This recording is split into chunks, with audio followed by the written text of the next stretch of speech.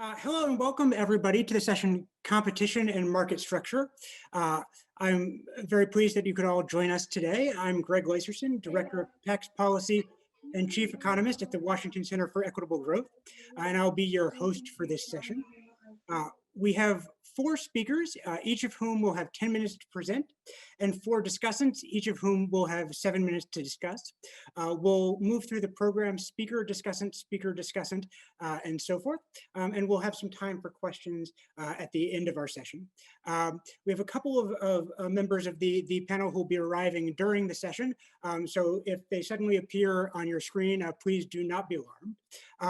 And then a few other housekeeping notes. This session is on the record, so for journalists and non-journalists alike, we encourage you to tweet, share, and discuss. On social media, you can join the conversation using the hashtags EGGrantee and EG2021. For the social media handles for the participants in this session, you can go to bit.ly/EG2021_SM. Again, that's bit.ly/EG2021_SM. We'll be sharing highlights from this session and from all of the other sessions on Twitter via our handle @EquitableGrowth, and we encourage you to follow along there.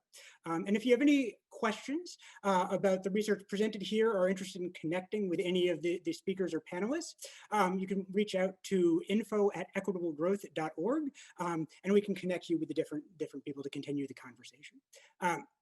So I will introduce each participant as we proceed through the agenda. So with no further ado, our first presentation will be from Michael Kadish. Michael is the Director of Markets and Competition Policy here at Equitable Growth, and he'll be presenting on interoperability as a competition remedy for digital networks. So take it away, Michael. Thank you. I'm really excited to be presenting this work with I'm sorry, I should just do one thing at a time. Okay. Did I do the share screen right? Okay, so really excited to present this work that I did with Professor Fiona Scott Morton at Yale University, which is about how you might remedy antitrust violations involving digital platforms.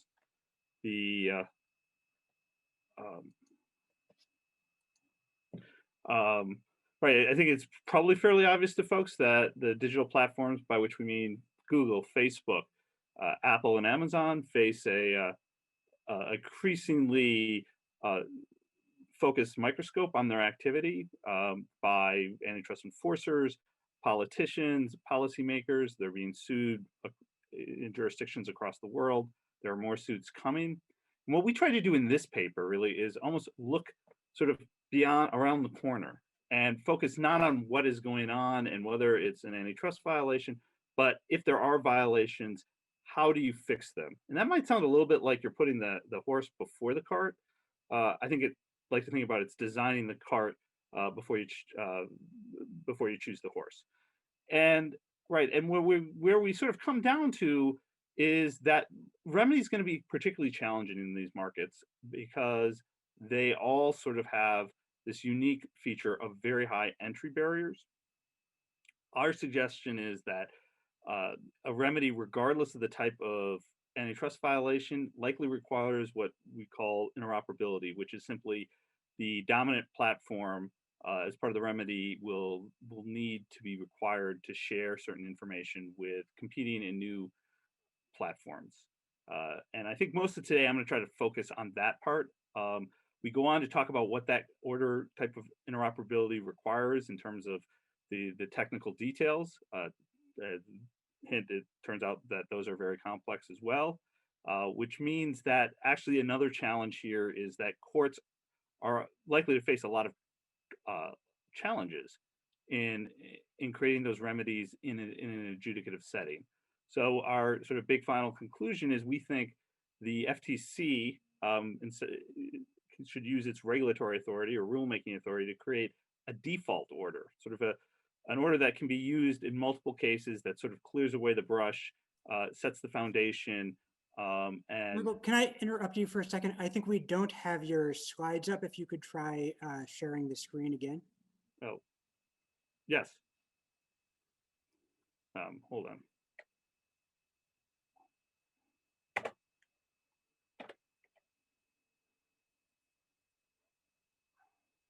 Second, sorry.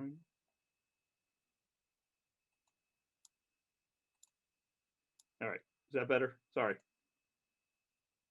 Excellent. Yep. All right, so what are the sort of the challenges here? And as a cynical antitrust lawyer, I could say remedies are always hard in antitrust cases, and they often fail. But really, the community of experts, economists, have really identified, I think, a unique competitive dynamic that occurs with digital platforms, and that is that the network effects are massive. And by network effects, we simply mean, to take Facebook as an example. Facebook, to any individual user, Facebook becomes more valuable the more users are on it. If you're the only person on Facebook, it's not very valuable to you. If all your friends and family are on it, it is very valuable. It becomes more valuable, right? Secondly, the more people who use Facebook, the more valuable Facebook is as an advertising platform, right? Kind of, that's like with newspapers with larger circulations. Back in the day when they had actual circulations, the ones with larger circulations could charge more. And what that results in sort of two important factors for the way competition works in these markets. First, the competition really is what we would call competition for the market, not within the market. And so within the market is kind of, think about cars, right? Like all the car companies are fighting back and forth, and market share sort of shifts. In these types of markets, what you have is fierce competition to be the dominant company, right? Because if you can get just enough of a lead over everybody else, your value means everyone's going to move to your network and your platform, and the competing platforms will sort of wither away. And then you get a period of dominance, and then you have sort of a wash, rinse, repeat, where there's new, sorry.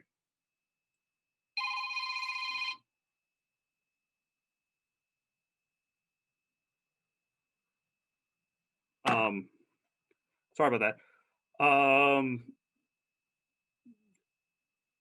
The network effects. So right, so you have these markets function where you have what's called a winner take all market, right? Which is what I was just occurring. And so you have these periods, dominance followed by fierce competition.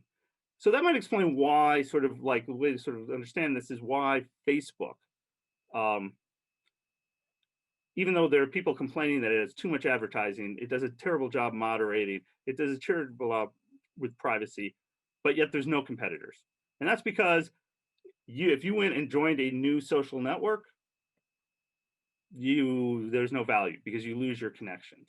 So what you have to do is sort of find a way to make it easier for new social networks to enter the market and compete. And we suggest that the way to do that is interoperability.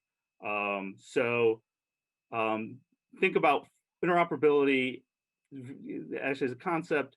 Think about phone calls, text messages, email, right? If you send an email, I don't have to have the same server. I don't have to have the same email you do, but I get it. The same with text messages, the same with phone calls, right? So the similar thing could work with social networks, right? You could have a system where you don't have to be on Facebook to be able to send posts, have your posts read by your friends and connections on Facebook and vice versa. But that requires interoperability. What interoperability gives you, right, is that it allows people to leave a dominant network for a new network without losing all their connections. So that network effect that was protecting the dominant social platform no longer protects them, and the new entrants have the advantage of, they get the sort of the network advantage that exists, and so you can have competition on the merits.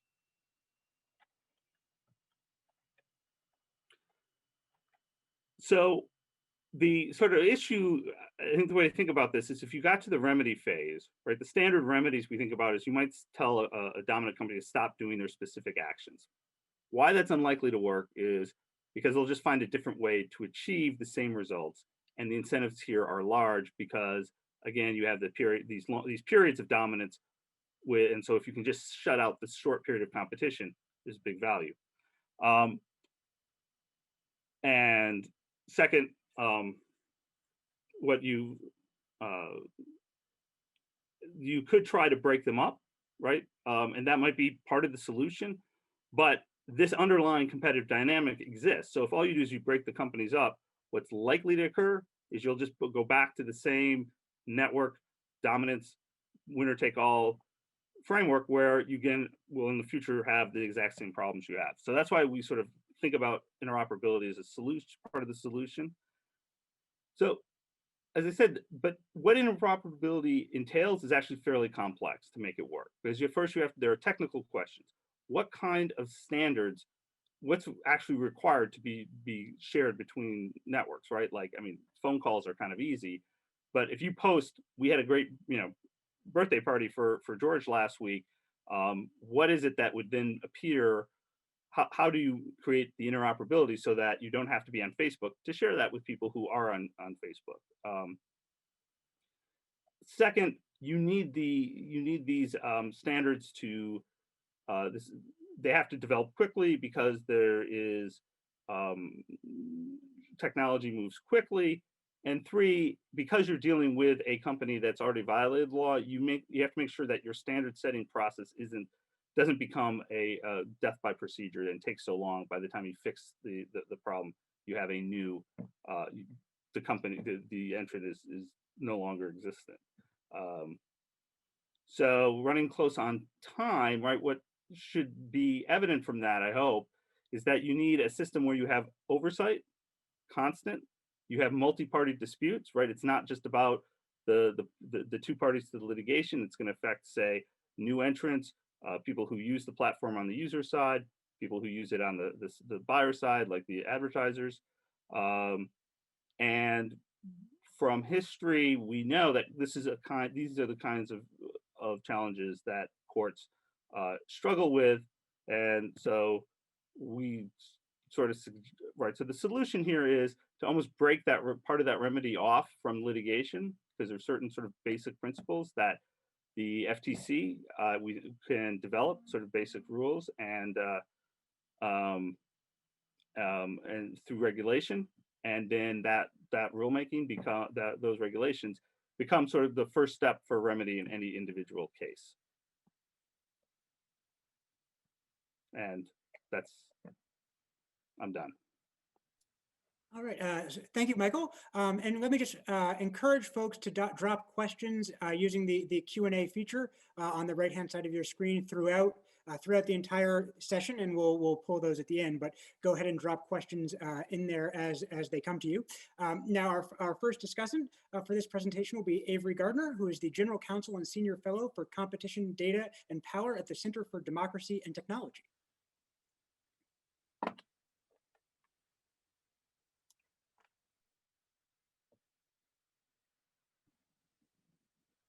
Thank you very much.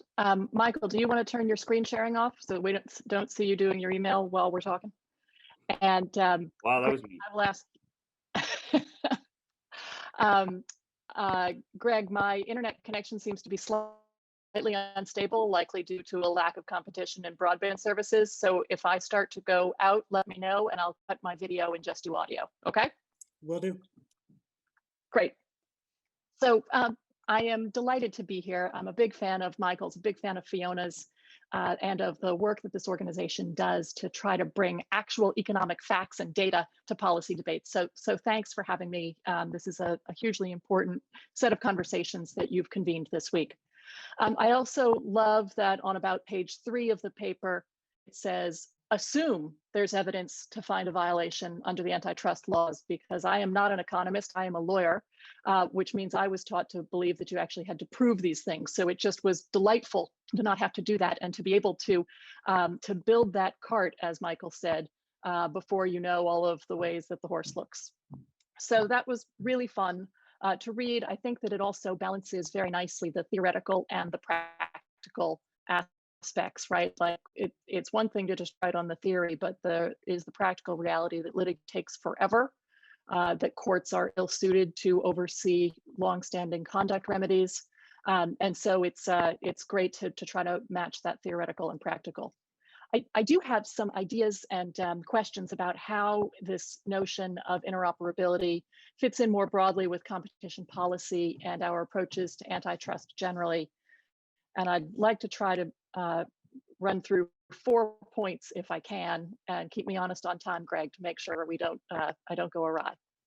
But the first one is, as I understand the proposal, the FTC would have a default order that could be applied when a company with market power had been found to violate Section 2. And that then a committee, a technical committee, would pull together what the actual standards would be for that interoperability in terms of what features would be mandated, and would grant a royalty-free license to other entrants who wanted to interoperate, like in that Facebook context, so that if, for example, you posted about George's birthday party, that could get federated to non-Facebook users on a competing platform. It's a fascinating notion. I think we do have questions, or I have questions about what happens globally. You could imagine the United States with the FTC setting standards on what the technical requirements should be in the license terms and the feature set for interoperability for a social media platform like Facebook. You could imagine the UK doing it as well and setting something slightly different. You could imagine the EC doing something different, and lots of other countries. So how do we make sure that we can harmonize something like this from a practical perspective on a global basis? How do we make sure that countries couldn't use these sorts of interoperability standards to advantage their own local players in a nationalistic way and try to harm big US companies potentially? And so I think there's some work to do to think through the global ramifications of a system like this. We know from the 1970s and 80s and 90s that we're really, really good at exporting antitrust laws around the world, right? If you look at the merger control regimes globally, you see that. But I think one lesson from that exportation of antitrust rules was that, gosh, it resulted in some funny things that we weren't sure we wanted. So there's a global question. Second, the paper focuses, for very good reasons, largely on Facebook and how this would work with a company like Facebook. I am a very big fan of antitrust laws and rules that apply generally and aren't, go beyond just one company. And so I'd love to hear more thoughts on how the proposed interoperability rule would apply to other platforms outside the social media context, other platforms with strong network effects and entry barriers, like you were just talking about, Michael. Payment networks or Amazon or video game platforms. What does it look like there? And one of the points that the authors make in the paper is that the interoperability costs are pretty low for a social media platform context, because all you're doing is exporting pictures and posts and things of that nature. Could any of those interoperability costs actually be higher in other sorts of contexts? And if so, how do we think about that? Another one that I'd love for a follow-up paper on would be the non-discrimination rule. So one of the principles of this interoperability notion is that the dominant player who needed to make their system interoperable would not be permitted to preference their own content. I think I know how to do that in a social media platform. I'm not as clear about how you avoid discrimination or self-preferencing on other kinds of platforms, like in search or in app stores or other places like that. So would love to hear more on that. Third, and I'm kind of abstracting up now for these next 2 points. Our antitrust system in the United States is based on enforcement, not regulation. In fact, I'm on a one-woman crusade to educate all of the journalists that they should never write antitrust regulators, because we don't have a regulatory system, we have an enforcement system. And the paper acknowledges that very nicely. An ongoing interoperability obligation overseen by a technical committee at the FTC does seem a lot more like a regulatory approach. So I think that is something we would want to kind of thoughtfully make sure that is the right the right way we want to do this, making it more like an FCC on telecom to have these sorts of interoperability obligations. And questions like how long would that regulatory approach last?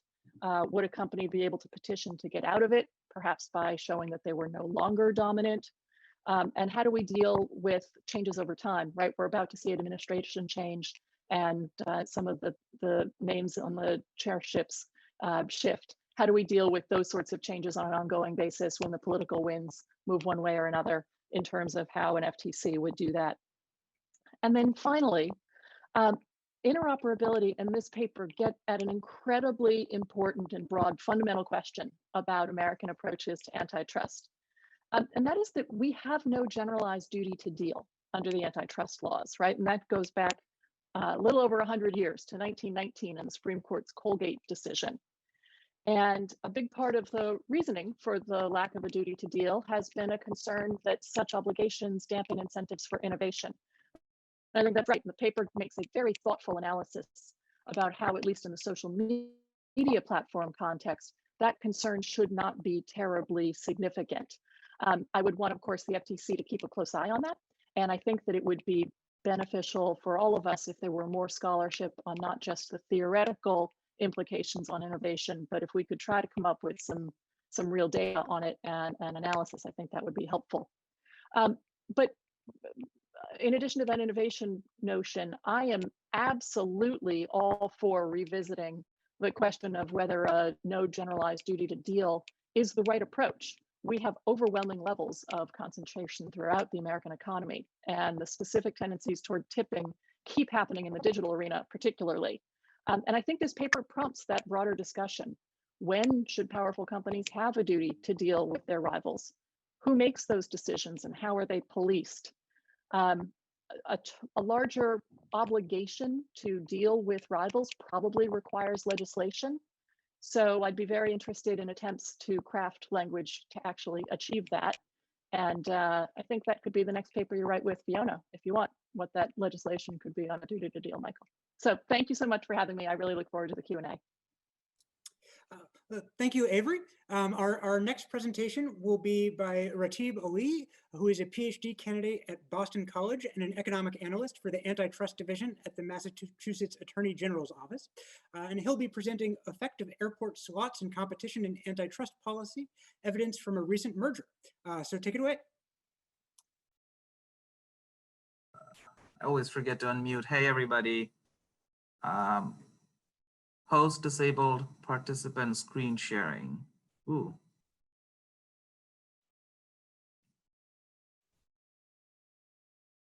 One second, we will make you a co-host and get your facilitate the slides. One moment. Boom, I am in. Perfect. Cool. Can we all see my screen? Hey, so this is Ratib Ali. What I'm going to present is part of the job market paper of my not yet defended dissertation at Boston College. This presentation represents the opinions and conclusions of mine only and not my employer, which is the Massachusetts Attorney General's Office, Antitrust Division. Let's get right to it. What I'm looking at is the merger between US Airways and American Airlines and how the airport slots or the slots at these airports can be used to nudge the industry towards more competition. So what this merger in 2012 did was collapse the state space from, what's happening? Okay.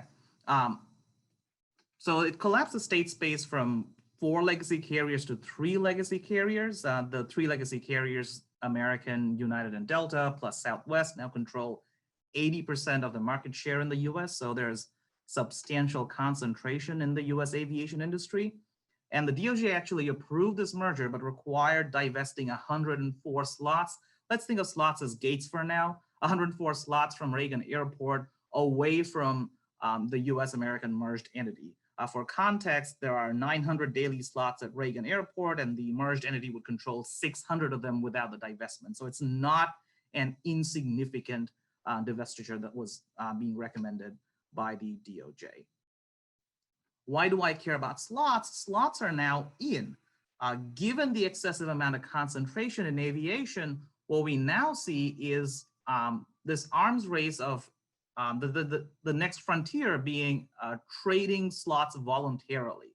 What would an example be? Delta would say, hey, I have a hub in LaGuardia. American, I see you have a hub in Reagan. Why don't I give you some of my slots at Reagan to you? In turn, American, you give me some of your slots at LaGuardia to me. And what that would do is allow Delta to consolidate their concentration in LaGuardia, American to consolidate their concentration at Reagan Airport. It's really a win-win situation for everybody except the consumers and competition. Moreover, slots are now being used increasingly to remedy any of these mergers that are happening over the last decade, starting with the United Continental merger, this US-American merger, as well as mentions in the Virgin-Alaska merger. So it seems like this is a cool policy tool that we need to understand in order to mitigate the anti-competitive effects of future consolidation. Two questions. The first is, what are the effects of the merger between US and American? Did the remedy actually help in terms of consumer welfare? And in turn, I'm going to answer, what is the value of an airport slot to an airline? Let's talk about what a slot is. A slot's basically a permission to perform one departure or one arrival at a given time. So let's say JetBlue has permission to fly an aircraft between 11 and noon to or from Reagan every day. That constitutes one slot. We have slots are essentially a rationing tool at congested airports. And what that means is the US doesn't have a lot of slot controlled airports. It's just JFK, LaGuardia, Reagan right now. Newark recently fell out of the regime. It's a legal quagmire. We can talk about it later. But it's fairly common in the world. Think of Heathrow, Shanghai Pudong, Beijing Capital, Charles de Gaulle. All these airports have extensive slot regimes. And the way it works is you have a finite amount of slots in a given hour, let's say 60 at Reagan, and they're allocated to airlines based on some rule. Usually it's a grandfather clause. And in the US, they're given out by the FAA without cost. So these are really important assets, essentially a ticket for you to operate flights in and out of Reagan Airport, and they're allocated without cost. And the only way an airline can lose these slots is if they do not meet the 80% usage threshold. The threshold is evaluated extremely broadly over a long period of time. I don't think it's ever happened that an airline has lost a slot due to lack of usage. Utilization hovers between 78 and 98%, depending on the airline and the season. So it's a soft constraint is the best way to put it. So what I'm going to do is estimate demand parameters for product characteristics using a discrete choice model, estimate cost parameters, and then recover the shadow value of a slot, because although the slots are being given away for free, of course, they have an intrinsic value to an airline. And I'm going to use that to calculate the change in consumer welfare for the merger with the divestment. And then I'm going to turn the divestment off to see what the effect of the merger alone would have been in the industry. So let's quickly get to the results, because that's the amount of time we have. So what we can see is I have on the vertical axis the shadow value of the marginal slot, and on the horizontal axis I have the total number of slots owned by the airline. Can you see my mouse move? Okay, that's a nod. So the first thing I notice is this is a downward sloping relationship. If you own a lot of slots, your valuation for the marginal slot is very low. And that kind of agrees with our understanding of diminishing marginal utility. If you have a lot of slots, the last slot doesn't hold a lot of value to you versus the previous slots. The second thing to note is even controlling for slot endowment, let's say I fix it at 100, low-cost carriers like JetBlue and Southwest have a much higher valuation than legacy carriers like Delta and United. And this is my hypothesis. I think the fact that legacy carriers operate a hub and spoke network means if they lose a slot to Reagan, they can still get those passengers to Reagan using a connection. That perhaps lowers the importance of owning an individual slot at Reagan Airport versus for low-cost carriers who desperately need that slot in order to shuttle people into those airports. Okay. So now let's look at some numbers. The first column 1 is before the merger, column 2 is after the merger with the divestment. So they're both data. I have done nothing to it. And data shows that prices go down, more passengers are flying as a result of the merger with divestment. And as a result, consumer surplus goes up by a whopping 25%. That's $7 per passenger per one-way ticket. This is just for Reagan Airport, by the way, restricted to Reagan Airport passengers. If you're flying from Reagan or to Reagan, you're going to be experiencing a $7 gain in consumer surplus. The next thing I do is turn the divestment off. And the way to do that involves a lot of, simulation. So I make a bunch of assumptions about the way the but-for world would operate in which the divestment does not happen, but the merger is consummated. So what I do is I make a bunch of assumptions that are the best case scenario for US American and then the worst case scenario for US American. In both the instances, the prices, in the best case scenario, the price goes down, the worst case scenario, price goes up. The number of passengers does not meaningfully deviate from the pre-merger level. What I'm getting essentially for consumer surplus are small to negligible changes in consumer surplus from the pre-merger level. It could go up, it could go down, it's very close to zero. Nothing in the order of the 25% magnitude we see from the merger with divestment. So takeaway, merger with divestment, 25% gain in consumer surplus, turn the divestment off, that gain in consumer surplus all but disappears. Why would that be the case? So what's driving the welfare change is, well, the divestment was restricted to low-cost carriers. I didn't tell you this earlier. When we took the slots away from American, the only airlines that were allowed to obtain those slots were Southwest, JetBlue, and Virgin America, to the dismay of Delta and United, who were not allowed to get those slots at all. We know that low-cost carriers as a business model have a point-to-point network system, which means they have more direct flights. In my demand estimation, I found out that consumers prefer low-cost carriers over legacy carriers. And the most uncontroversial result, consumers prefer direct flights over layovers. So because consumers like low-cost carriers, because consumers like direct flights, and that's exactly what they get out of the merger with divestment, what we see is that gain in consumer surplus. But again, this is driven by the divestment, not the merger.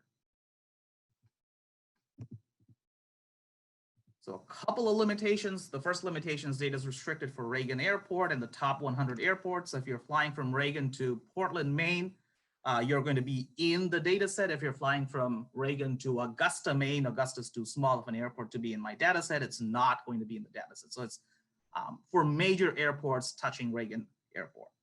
Second limitation is the distributional impact. Now, when I say there's a $7 gain in consumer surplus, it's kind of masking this wide distribution. Of course, a majority of consumers experience a very modest gain in consumer surplus, but there's a decent amount of people, even within the top 100 airports, experiencing a decent amount of drop in consumer surplus. Something that we need to explore, especially in light of the restrictions. Oh, hey, someone's from Augusta. Especially in light of the fact that there were restrictions on American from dropping small airports, which is part of the EAS, the Essential Air Services Act. And because those restrictions are going to drop off, we're going to see a lot more distributional impact on consumer surplus. So that's something that we should investigate. So in sum, the slot value is decreasing in slot endowment, and it's higher for low-cost carriers. This has implications for future divestments, either if it's true as a result of a proposed merger or a proposed consolidation, or if you're just thinking of redesigning the slot allocation rule entirely, maybe an auction. Remedies actually enhanced welfare, but it suggests overcorrection, especially considering the 25% gain in consumer surplus. But as far as consumer surplus is concerned, the DOJ has identified the correct approach, which is restrict divestment to low-cost carriers if you want to enhance competition and benefit consumers. And on that note, I think I'm going to punt it to Nate. All right, thank you, Ratib. So next we'll have Nathan Miller discussing that paper. Nathan Miller is the Saleh Romay Associate Professor at the Georgetown University McDonough School of Business. Take it away. All right, thank you. Let me see if I can throw up some slides. All right, there we go. So first of all, just to get us started, I really enjoyed the paper, appreciated learning more about the model and how Ratib is thinking about this. This is in some sense a really nice IO paper because it so directly informs a topic that is important for antitrust and merger review. As Ratib mentioned, this really about the slots, the ability to land and to depart out of DC Reagan. And if y'all are flying into Reagan or out of Reagan, it's kind of a small airport, so you can't land but so many planes. And so there's just a physical limitation. And the US Airways American merger back in 2013 would have ended up with one entity controlling most of the slots, the ability to land and depart from Reagan in one carrier, and that caused a lot of concern. Now, it's interesting to ask the question why. Typically in merger review, we think about competition along a route, whereas slots are really about an airline level or network level effect. Why does it matter? And part of the answer is that different airlines use slots differently. That JetBlue chooses, due to its own network structure, to, for example, introduce competition from Reagan to places like Boston, whereas a legacy carrier might take it and fly to a smaller city and try to expand a hub and spoke system. And so this creates an economic problem. It's hard for merger review to figure out whether you'd rather have an additional flight with more competition along a bigger route or maybe expanded flying somewhere new. So this is a difficult challenge, and Ratib tackled it. I really appreciate the efforts on it. So let me just mention at the outset that in some sense this is a very specific question about slots and DCA, but there's also there's a sense in which it's just an example of a much broader question, which is that how should we allocate a scarce resource? And of course, in some sense, this is what economics is about. Sometimes when we think about this, the choice is presented as a matter of centralized planning versus a market system. But in this paper, what we have is just it really gets at the notion that what a market is here is to be defined, and the effectiveness of a market will depend on a whole host of things, including things like the amount of competition, how we design the market, what the market rules are. And so we're going to really focus in on that and figure out how the rules of the game are going to affect the efficiency of the market. Okay. Now, for the slots, what we're going to do is apply a pretty standard IO toolkit. The model itself comes from a paper by Steve Barry, this Barry Gia paper, 2010, I believe. And we're just going to add in the slot constraint and estimate the model and do some counterfactual simulations. So I've got three comments about the paper. I'll go through them. The first is that in airlines, this hub and spoke system is really important. It's interesting. Consumers tend to prefer airlines that fly a whole lot of routes out of their airport of choice. In some sense, that's endogenous because consumers tend to have these frequent flyer miles, but it is an observed preference. So hub dominance matters in airlines.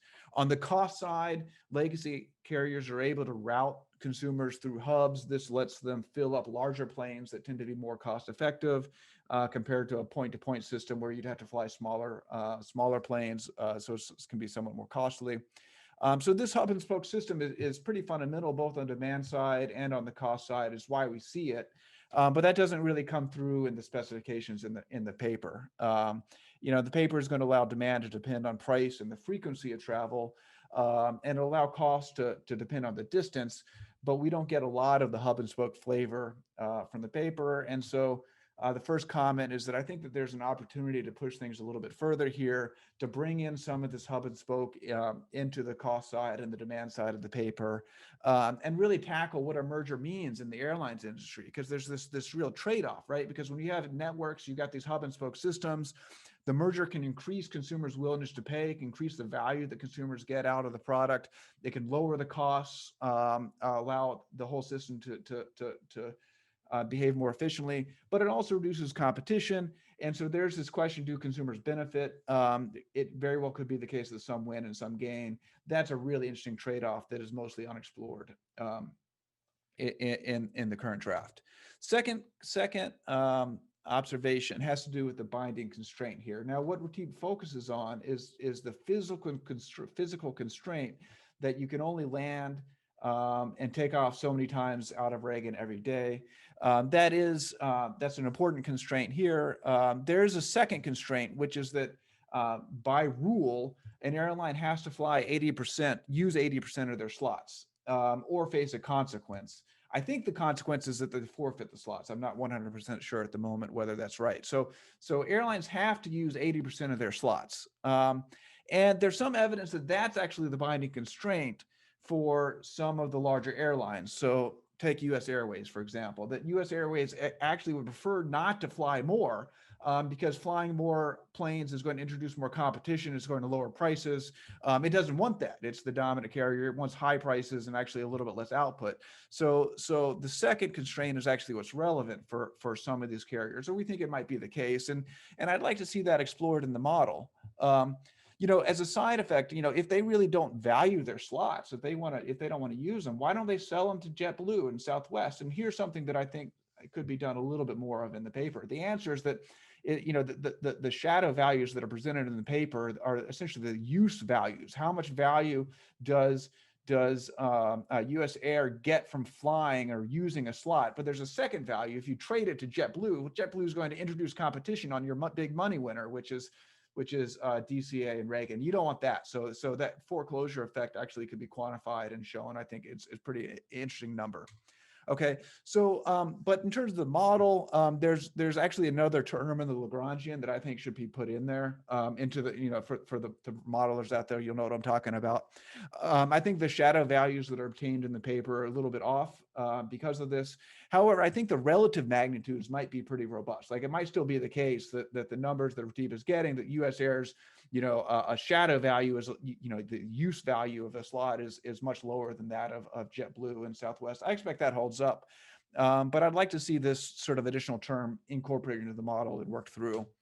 And then lastly, a question about research design. My understanding is the way this works, we've got data from before the merger, we got data from after the merger, we're going to estimate the model, and we're going to do some counterfactual simulations on the post-merger data. I think there's an opportunity here to just focus on the pre-merger data and estimate the model with that. Okay, and then with the pre-merger data, do the merger simulations and see whether you can actually recover the post-merger data.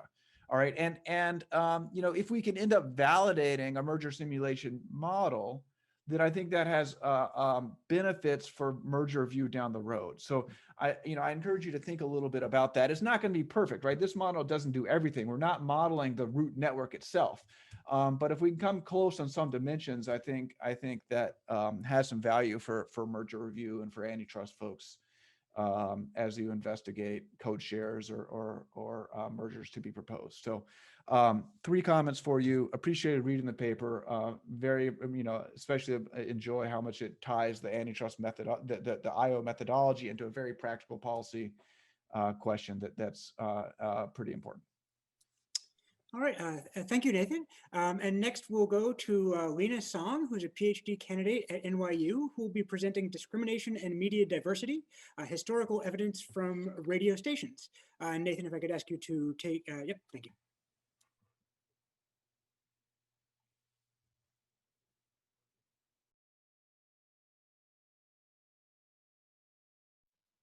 Looking for my file to share. Give me 1 second.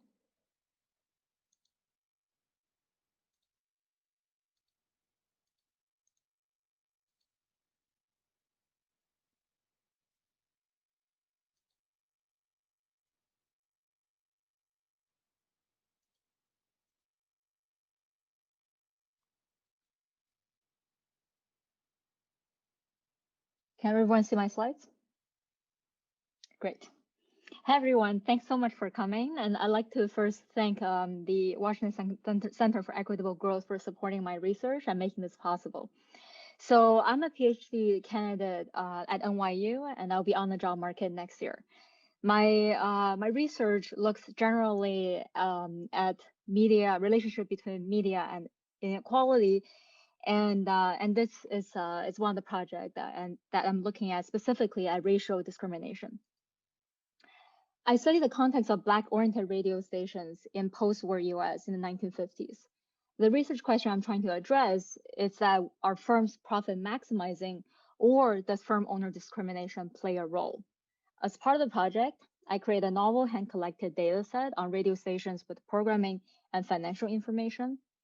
I derived a test for firm owner discrimination, which follows the intuition that if owners are leaving money on the table, that is an indication for racial discrimination from firm owners. And then finally, combining the data I have and the tests I've developed, I provide evidence that firm owner discrimination existed in my context. And I show that higher levels of Black-oriented content are correlated with higher profits. And furthermore, profitability are correlated with a measure of local racism. So Black-oriented radio stations emerged with pioneers such as WDIA from Memphis, Tennessee, and this quickly became a phenomenon that it was the first time we saw widespread Black-oriented content in American broadcast media. By the mid-1950s, in my data set, I see actually almost 1/5 of all radio stations had some programming catering towards African Americans. This could be an hour or up to entirely African American catering. And the interesting thing is all the owners in my data set are almost all white businessmen. I have by anecdotal evidence that there's no more than 5 owners who happen to be African American at that time. I combine various sources of data to compile my data set. It includes industry magazine, and one that I rely heavily on is the broadcasting yearbook, which includes a list of all radio stations as well as their programming that became available in the mid-50s. The kind of programming, the kind of stations that had Black-oriented programming, and the number of hours that they had catering towards the African American audience. And importantly, I also collect data from government archives. So this is the FCC annual financial reports held at the National Archives. And this is the national, this is station level income statements for all commercial stations at that time. In addition, I supplement my analysis with other industry magazines, census, as well as electoral data. Just to show everyone what this looks like, this is one of the this is WDIA again, and one of the years that I've scanned, and this includes a detailed breakdown of the revenue of the station, detailed breakdown of expense, as well as the number of full-time and part-time employees. So the test I derived for discriminations is very similar in spirit to Becker's outcome test proposed in 1957, and again advocated for in his Nobel Prize speech in 1993. So the idea of the test is that we don't just look at the rate of decision, but also the success rate of those decisions. This helps us to deal with a range of admitted variable bias, and the one that's particularly relevant are discrimination coming out from other sources, for example, advertisers.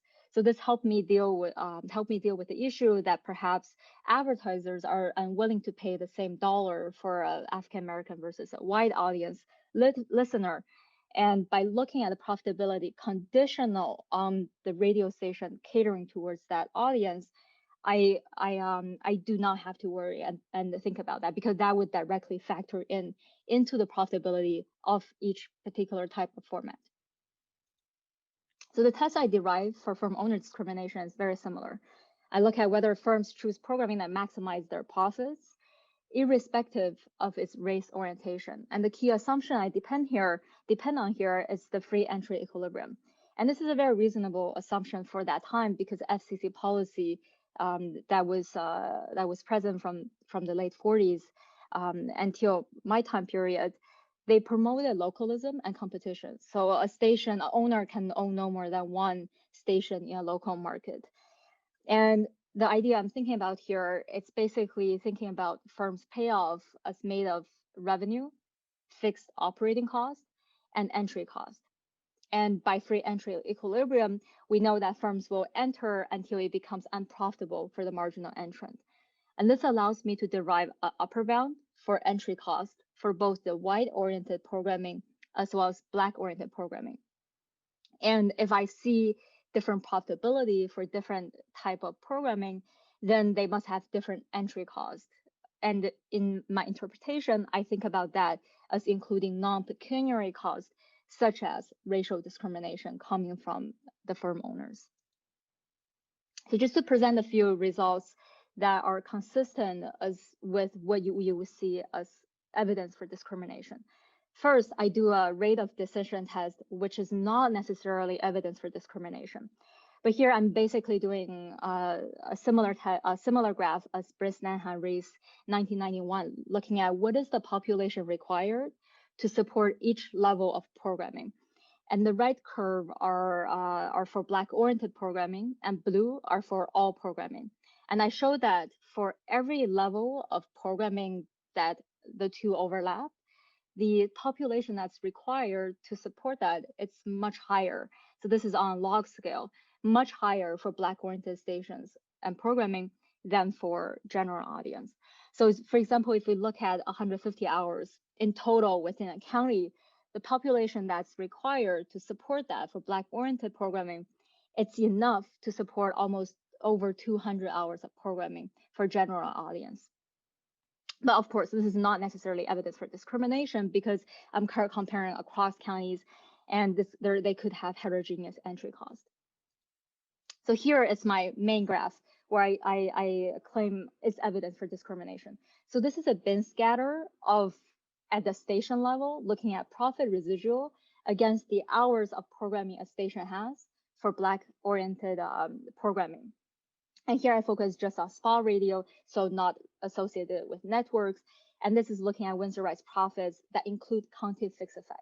So basically the idea that I'm trying to test here is comparing stations in the same place that are similar and looking at what is their relative profitability. And I see that stations that have more Black-oriented programming happen to be significantly more profitable than other stations within the same market. And this relationship is both significant and very big, considering the fact that median profit at that time was only $7,000 for a station, but going from very little Black-oriented programming to almost entirely Black-oriented programming, that's this is almost $10,000. And then finally, to understand whether or not this is really related to racial discrimination, I use one particular measure of county level measure of racism, which is looking at the vote share for the Dixiecrat candidate in the 1948 election. So this was a faction of the Democratic Party that left just for the sole purpose of supporting segregation at that time. And looking at residualized average profits for stations in those places that have a high amount of Black-oriented programming against the residualized Dixiecrat vote share, I see that there's a positive relationship. The way to interpret this graph is that think about places that are more racist, looking on the x-axis. Stations that had significant Black programming also happen to be more profitable in these places that are more racist by the measure that I'm using, the Dixiecrat vote share. And then finally, we might worry that this is a phenomenon of a niche market that's catered towards a particular demographic group, but I do not see a similar pattern for foreign language programming, which is the other type of program that is available in my data set. I don't see this for all the programming languages, foreign language programming combined or individually. So there's no relationship looking at plotting profit residual against hours. And then just to summarize, I find that radio stations with significantly Black programming generated higher profits. This is correlated with a measure of racism. And I'm interpreting this as consistent with firm owner discrimination. And this could be taste-based or inaccurate beliefs.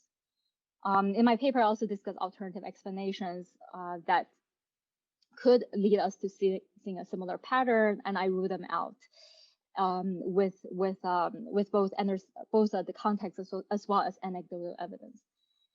And just to summarize, so this is the first step in thinking about diversity in broadcasting media, and my paper is the first to look at firm owner discrimination in the media market. In my ongoing work, I'm creating a new data set of over 20 years of US radio panel of radio stations with their programming as well as their financial information. So if anyone's interested, feel free to get in touch. And then finally, as part of this project, I also would like to estimate a model with endogenous positioning choice. And this would allow me to say something about the level of firm owner discrimination in markets where I only observe one type of programming, but not both. And that's what I used as a margin to make the test possible. Thank you. All right, thank you, Lena. And now we'll have discussion from Vivek Bhattacharya, who is an assistant professor of economics at Northwestern University.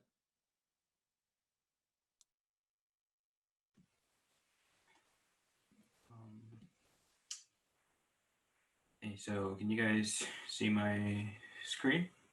All right, thanks, Greg. Thanks a lot for inviting me to discuss this paper. I was very happy to read it. It's a very interesting paper. It's a nice contribution to both the IO of entry games, but also our understanding of racial discrimination more broadly. So it's a nice project. And part of the reason I like this paper is that it answers a broader question than Lena sort of makes it out to seem. So does racial discrimination affect product offerings in the market? And this isn't relevant just for the market for entertainment content like radio or TV shows or movies, but also for maybe more quote unquote substantive settings, like our local newspapers investing enough in stories that are relevant to minority communities, our firms investing in enough consumer products that would cater to minority tastes. And in this sense, the setting of radio in the mid-1900s is a really nice laboratory, and a laboratory that's important in its own right. So one thing I'd suggest is just think about a broader literature that this might connect to and what you might have to say about that. And moreover, the paper is very promising. She has excellent data, hand collected from the National Archives. There's a very clean theoretical framework, and she at least in this version of the paper, she has the framework, but doesn't take it quote unquote too seriously. Like modern IO papers have a tendency of jumping into a model that took 50 cores in a month and a half on MATLAB to estimate without really any direct analysis of the properties of the model. And you don't do that. So I think this analysis should go in the final version of the paper somewhere. All that said, this is clearly work in progress. So I hope that these comments are of at least some use to you as you iterate on this. So the framework, Lena explained it very well. You can start with an entry game like Mazio, and firms are going to enter and they choose a product type. And so they're going to enter until their profits are equal to the entry cost. So the inequalities that Lena wrote down are just the integer versions of this. So this is basically what's going on. The important thing is that she actually observes by. So profit is observed.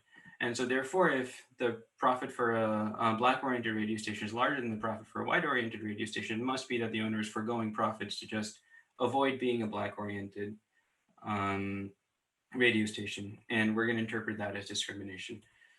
So I find this strategy broadly convincing. You're going to get the standard pushback of like, well, what do we really trust financial statements in IO? Then what are these costs? I think in your setting, it's probably like just based on the picture you have for what a financial statement entails, it seems pretty trustworthy. So I think that you should make a bigger deal out of that in the paper.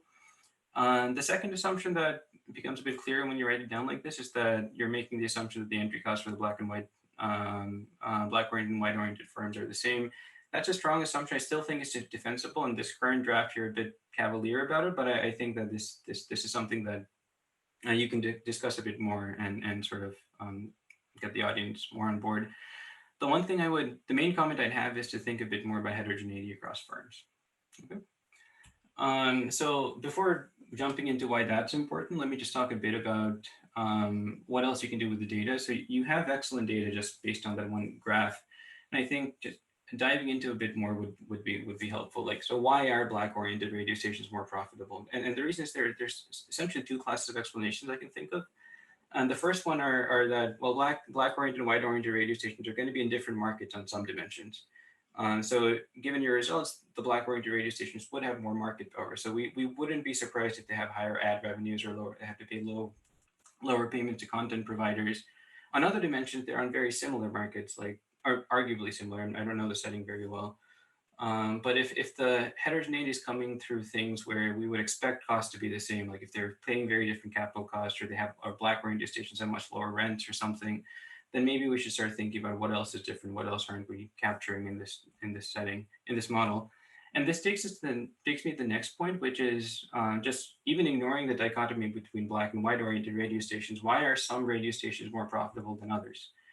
I'd guess that not every white oriented radio station has the exact same profits. If not, why not? And how different are they? And that takes me to the theoretical point, which is we tend to think of profits as depending on not just the market and the type, but also the individual firms. If you go back 10 years to Barry 92 or to more recent IO papers, that certainly there's like a J on the profit function that's missing in this paper.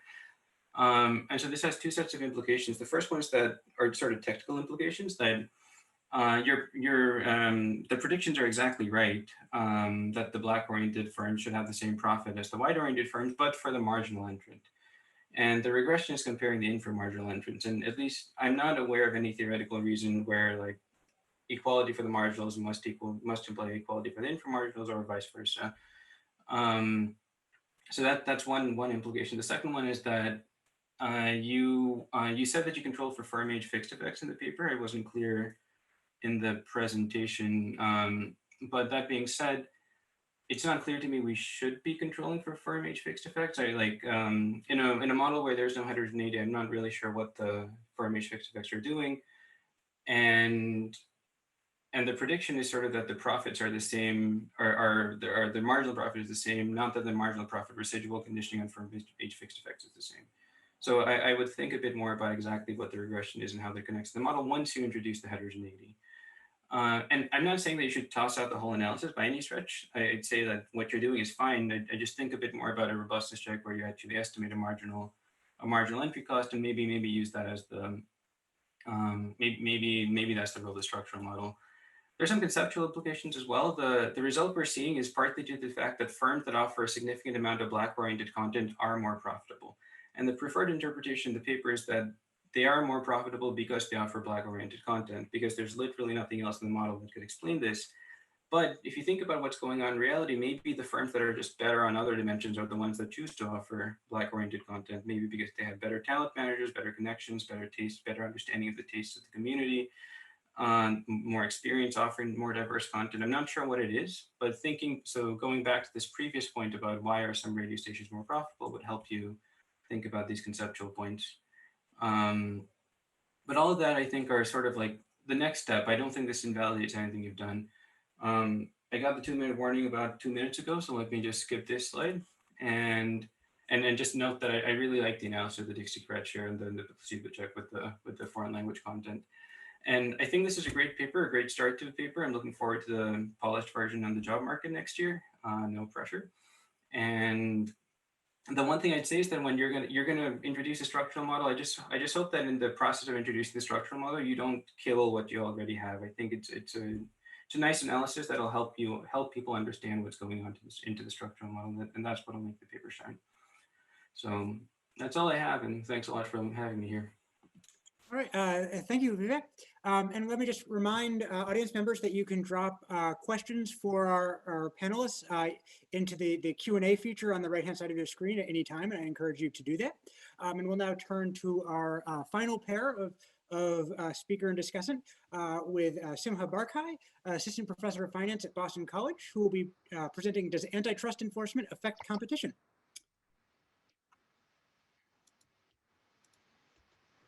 My slides are up. You guys can hear me? I've learned the hard way from teaching half on Zoom, half in person, that if you don't verify that at the beginning of every class, things go wrong. All right, a bunch of co-authors on this paper. I'm Simcha, I'm here at Boston College. We're going to do two things in this paper. We're going to first construct a comprehensive data set of DOJ antitrust lawsuits. For the paper, we're going to be using lawsuits from 1970 to the present. We're working on more comprehensive than that. There are two previous efforts by researchers to come up with antitrust data. Judge Posner, we've been in contact with Judge Posner. That data is lost. Gao et al. 2000 has, for a short time period since the Posner paper up until the mid-90s, we have a copy of their data.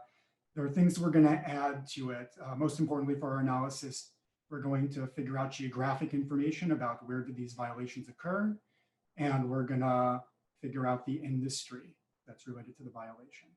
All right, so comprehensive database for the modern period, you want to have in mind roughly 3,000 cases, a little bit more once we go back to the 70s. We're going to use the data to study real effects of antitrust enforcement. We're not looking at prices. Instead, we're looking at the overall size of the industry. Does the industry grow? Who does the growing? Are small firms growing or large firms growing? And we're doing that by taking our data with geographic information, industry information, linking it up. Currently, we're going to show you results that use public data, and work in progress, we're doing this in confidential census data. So the data source are case summaries. Every DOJ antitrust case has a summary. Sometimes they're combined several cases into one. We extract identifying information, the name of the case, the court. We have legal information on the specific alleged violation or violations and the dates at which the violations occurred. If they're multiple, we collect multiple. We then categorize these into a small number of manageable bins. We have legal outcomes, not especially useful here because in just about all cases, the Department of Justice wins the case or it's settled. There are very few cases in which the defendant wins. Geographic information. So this, we're going to collect both what is the location of the seller and what is the location in which the violation occurred. And so if you have a New York firm selling in New Jersey and the violation was in the New Jersey market, we'll collect both states as information separately. And manually, we're going to look at the information provided in the case summary, read it, and compare it to industry definitions to manually match to standardized industry code. Everything here is manually read, it's double entered, and it's reconciled. This was only possible because we received a generous grant from Equitable Growth. We could not have done this on our own. I've read in detail many dozens of cases to kind of work with this protocol, refine it. I've skimmed hundreds of cases. You can't do thousands of cases on your own as a researcher, just not possible. All right, there's alternative ways you could try to come up with this data. The DOJ website provides some of it. We've tried it out. We've really given it our best shot. It's not a good source for what we're going to do. And so all of our effort is not in vain. You couldn't carry out this analysis with DOJ data. Anyone interested in more details, I'm happy to provide more information if you get in touch. All right, let me start by saying in our analysis, there's some unavoidable trade-offs. There are things we would like to measure and there are things that we can measure. So very recently, the Department of Justice filed an antitrust lawsuit against Google. This is potentially an important case due to the size and the dominance of Google. But the features that make this potentially important make it hard or impossible to construct a counterfactual, right? It's hard to figure out how Google would have evolved had the DOJ not filed suit against them in court, right? We have no way of figuring out what that alternative path would look like. For that reason, in our work, we're going to be looking at non-tradable industries. So supermarkets have distinct geographic locations, supermarkets in New York, supermarkets in California. If the DOJ goes after supermarkets in New York, we can compare them to supermarkets in California. It could be viewed as less exciting, but it provides us a very good way of measuring a counterfactual. The counterfactual will deal, for example, with, is there new scanner technology that comes in, right? Are there new checkout lanes? It's important to account for that by looking at the California supermarkets. We'll get a counterfactual for technology. And the second has consumer tastes shifted over time. Right? If consumers now shop more in supermarkets because of COVID rather than going to restaurants, comparing California to New York would capture that too, right? And again, while this could be viewed as less exciting, perhaps it's informative, over half the DOJ antitrust cases focus on non-tradable industries. All right. So our design, we're going to look at non-tradable industries that are targeted by the DOJ. We've manually collected information both about the industry and on the location. So this allows us to make the comparison. As I said, we'll account for both technological changes in the industry and changes in demand. And we're going to exclude DOJ lawsuits that are M&A related because these are designed to prevent future harm rather than mitigating existing harm. All right. There are outcomes we are going to look at, and given that we've currently produced results in public data, we can only look at some of them and present results for some of them. So we can look at subsequent growth, right? If we think there were anti-competitive activities going on in the background, we typically think of that as we are restriction of output in order to keep prices high. If you find that subsequent to DOJ antitrust lawsuit, the industry grows, that is evidence both that previously they were too small and that the DOJ lawsuit was effective at mitigating some of this behavior. And this is what we'll show you on the next slide. Things that we are looking at the moment inside the census are, we will show evidence that there is growth. Now we're asking who is growing? Are these old firms versus young firms? Are these big firms versus small firms? And we're interested in the distribution of income.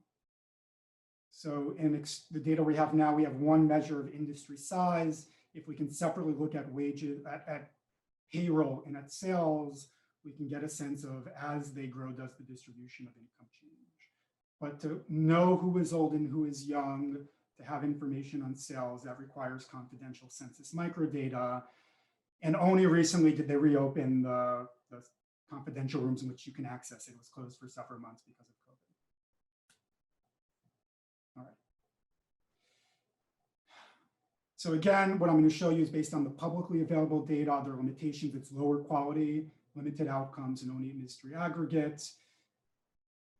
We are comfortable showing it nonetheless, because we have run what we have in the current paper, the figure that I'm about to show you. We've run a version inside the confidential census data. We haven't gone through disclosure yet, but we're confident that the results that we're showing you paint the correct picture, right? Otherwise, I wouldn't have shown results to begin with. And this is what we found. So this is time since the lawsuit. Inside the census, the standard errors are going to be tighter. It's better data. No pre-trend. And following the lawsuits, the industries that are targeted, when compared to the supermarkets in New York, if they're targeted, if you compare them to supermarkets in California, you see about 5% growth, maybe a little bit less. All right, so this is a baseline result. When industries are targeted by the DOJ, they grow. Our interpretation of this is they were ineffectively small previously, and the DOJ action helps mitigate this problem. One additional result that we have currently, using the public data, we collected, in the case of violations, when this information appears, are these recent violations that the DOJ is stepping in to try to correct, or are these long-standing violations? And we're going to repeat the analysis for each, and we find the results are stronger for long-standing violations and weaker for new violations. Our interpretation of this is the long-standing violations are the ones in which we observe a market that has really settled on anti-competitive practices. Right? So these results are in the paper. Oh, when I say in the paper, our discussant received a copy of it. We have not made it available to the public at the moment. Anyone interested can be in touch and we will try to provide a version of it. All right, so in conclusion, we collect comprehensive DOJ antitrust lawsuits. It's a lot of effort, a lot of cases manually read twice. Everything was first transcribed for the older scans. We extract geographic information and industry information. These are critical for measuring real outcomes. We link these up to industry data. We have results using public data that show that after an industry is targeted, they grow about 5%. And we're currently replicating the results inside the census, and the results that I showed you seem to go through as they've been described. That's it. All right, thank you, Simha. And we'll close with discussion from John Quokka, Neil Finnegan Distinguished Professor of Economics at Northeastern University.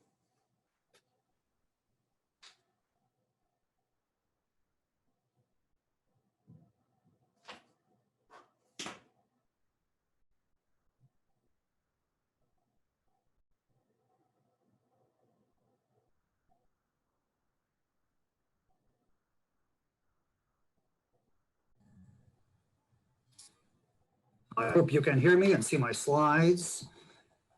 Thank you for the invitation, the opportunity to be here and to discuss Simha's very interesting paper. Sorry to have missed so many of the other interesting papers as well. So let me plunge right in here and say that there's a great deal of research that has certainly shown that antitrust enforcement has diminished in the past years and few decades. So this paper is really an ambitious effort to compile evidence on whether that decline in enforcement has had effects on outcomes here in employment. And I gather some other outcomes later on as well. So other research has examined the effect on prices, investment, quality, and the rest, but nowhere is there anything quite as comprehensive as this. And as he discussed, there's a kind of an impressive degree of effort that went into identifying the details of all the Justice Department cases, to establish geographic location and employment data over time. This is, I've done data work, and as he describes too, this is a heroic effort. And the conclusions in this paper, though they're based on not quite the best data yet, are really provocative in so far as they do suggest that there is a correlation between case bringing and higher rates of employment growth. So ambitious, impressive, provocative, and something of indisputable importance. So I do have some questions and comments and suggestions, and let me plow ahead with those. Having showered praise on you, I think it's only fair to spend the rest of my time here.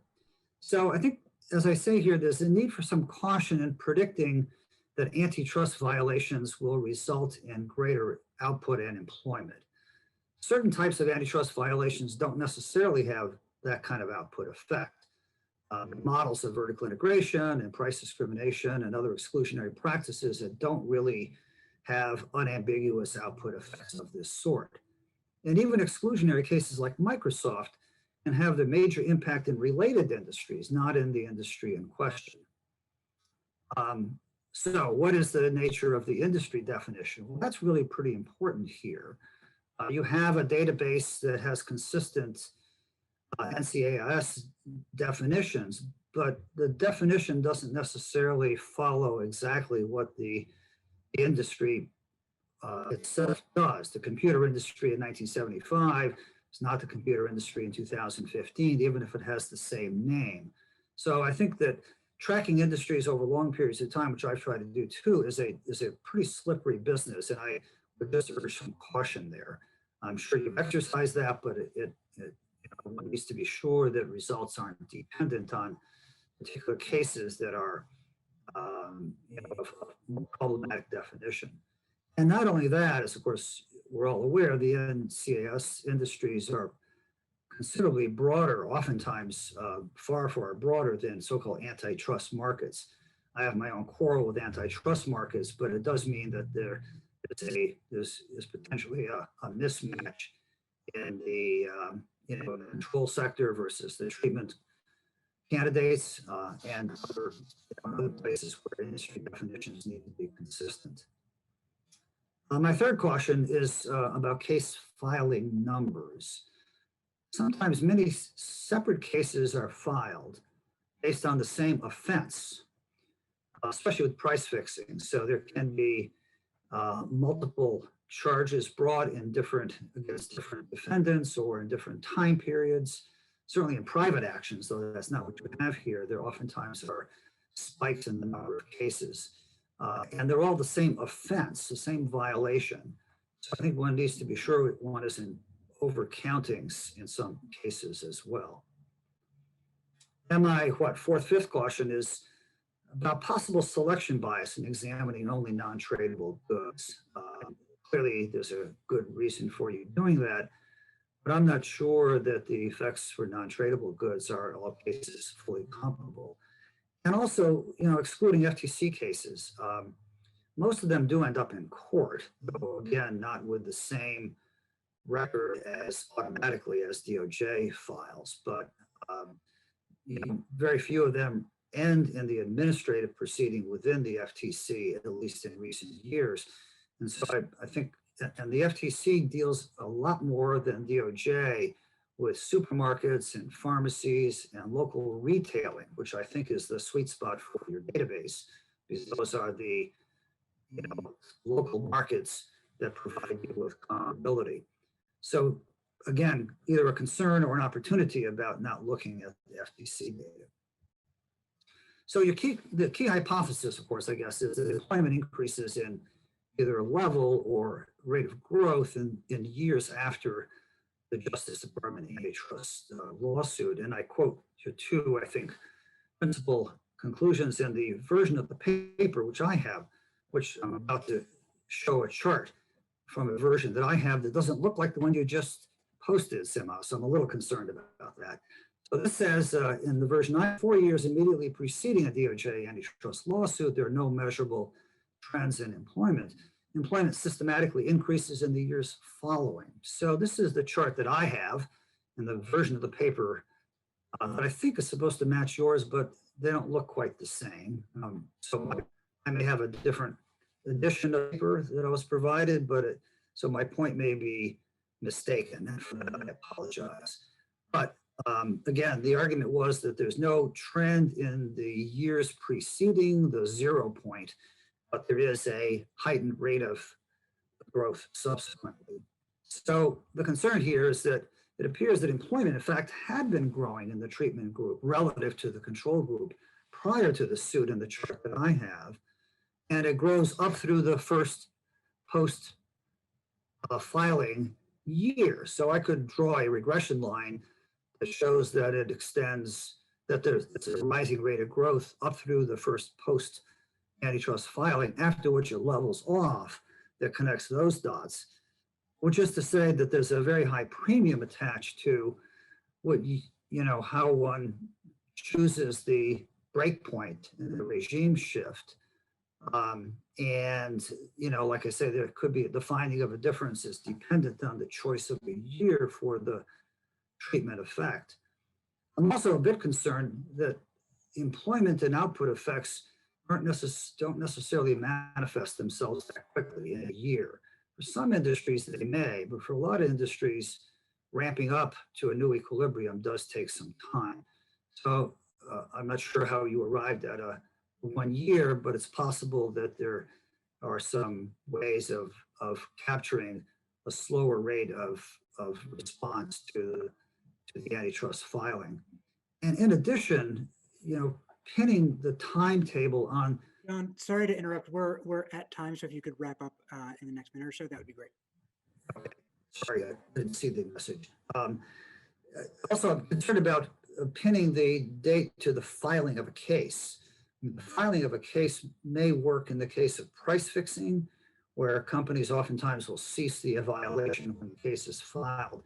But for practices in monopolization, that's not nearly so true. There are a couple other things here. So I had some suggestions about splitting the sample by the type of violation, again, price fixing versus some monopoly practices. And structure the data by the violation rather than the number of case filings. A check for overlapping state actions against some of these as well. The state AGs can do an awful lot of, let's say, hospital mergers and other local activities instead of DOJ, and that too is a little different than in other national industries. Also, since the data, at least as I read the paper, seemed noisy, I would just urge looking for outliers. I apologize for running over time. I didn't seem to get that message. Again, I apologize seemingly for having a different edition of the paper, but I view this paper as having great promise and the conclusions of great interest. And so I have a few other comments, which I'll pass on to you offline. So, thank you.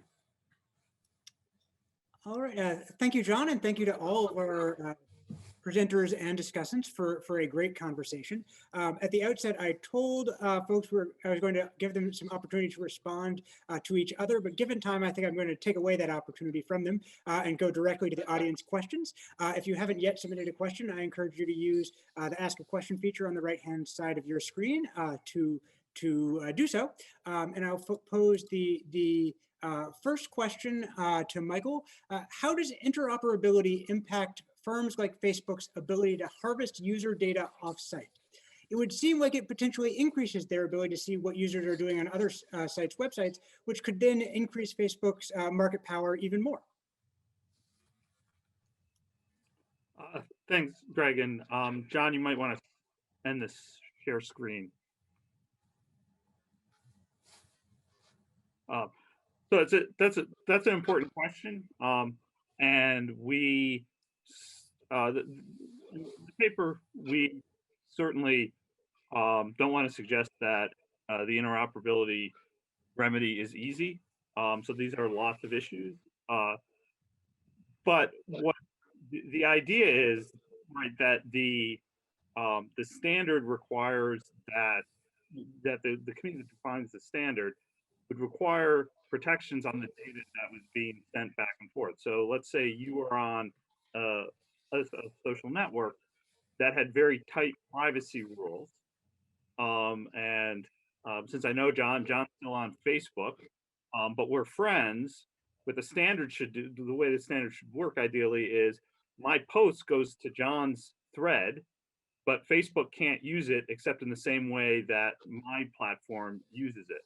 So to the degree you're on a platform that doesn't allow data to be harvested, Facebook is unable to harvest that data either.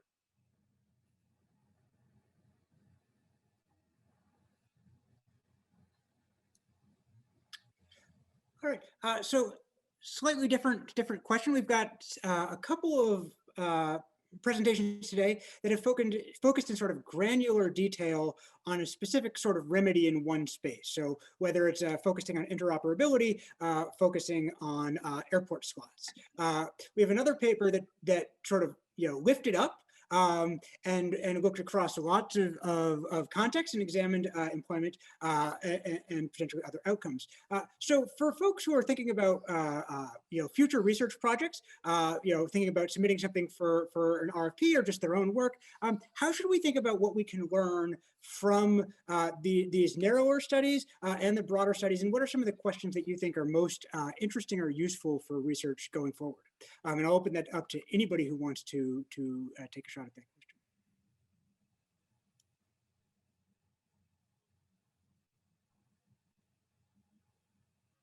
question. Nate, did you want to take it? Nate, I think you're still on mute. Let me take a quick stab at it. I feel like most of the narrow research that you hear of can be scaled up into industries that have very similar applications. So while I'm looking at airport slots, it's an intangible asset, and you can think of the divestment of an intangible asset when it comes to a future proposed merger or any future merger where there is an intangible asset. You can try to cross-apply the stuff that I do onto that. So for instance, if there's a brand or a logo that has to be divested, we can look at the methodology that I develop in terms of, okay, I need to come up with a shadow value of it and then try to see how the divestment affects the market and so on. But I think there is interoperability in expanding our research. All right, I think I've got the mute figured out. I agree with Ratib. Let me just add that I think that these two styles of research are complementary. And Simsha and others have done a fantastic job elevating antitrust in the overall discourse, raising awareness about the issues that arise, the implications for workers and for the overall economy. And I think all of that is super useful. I think it has the potential to help motivate legislative changes to the extent those are deemed helpful. The more specific stuff, the modeling that gets done in a particular industry, I view as especially productive in antitrust enforcement in particular cases where you've got to grapple with a special set of market details and understand those and reach recommendations or make predictions. And so these two, they serve different purposes, and I think that anybody who wants to do research in antitrust, whether structural and very focused or sort of broad, big picture questions about how the state of our markets are, I mean, both of those are going to have a lot of value. So don't choose one or the other, but let's do both. Thank you, and I am very happy to conclude on a message of doing more research and applying to the equitable growth in response to our 2021 request for proposals in competition as well as many other areas. I want to thank all of you for joining us for this session today. I want to thank all of our speakers and our discussants for contributing their time to this event. I do want to note we have a session on mentorship that will be starting in about 15 minutes, so you can join us for that. And with that, thank you all very much, and I hope you have a great rest of your day.